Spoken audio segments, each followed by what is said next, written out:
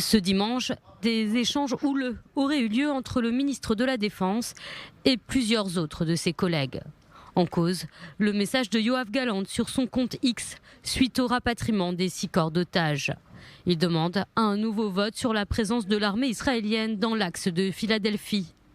Dans la nuit de jeudi à vendredi, le cabinet a voté en faveur du maintien des forces de Tsahal dans l'axe de Philadelphie dans le cadre d'un éventuel accord. Yoav Gallant était le seul à voter contre.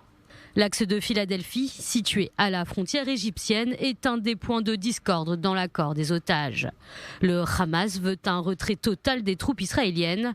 Israël insiste pour continuer à le conserver. Face aux tensions, Yoav Gallant aurait tenu à s'expliquer. J'entends les faux briefings que vous faites sur moi. Je vous rappelle juste que j'ai poussé pour une attaque armée au sol et que seule la pression militaire est efficace. Mais dans chaque chose qu'on veut faire capoter, une chose doit être prioritaire, c'est la vie. Je suis prêt à voir les états de service de chacun d'entre vous contre le terrorisme, le travail de tout le monde est sur la table lorsqu'il s'agit de lutter contre le terrorisme. Ne m'apprenez pas les concessions, j'ai combattu et j'ai envoyé des gens à Beyrouth, Gaza et plus encore. La décision de jeudi est une contrainte inutile et secondaire par rapport à la vie des otages. Il y a un grave manque de valeur ici. Seul le général Nitzan Alon, chargé des négociations, aurait apporté son soutien. De son côté, le Premier ministre campe sur ses positions. Ce jeudi, nous avons pris une décision extrêmement juste. Et maintenant, nous devons l'annuler.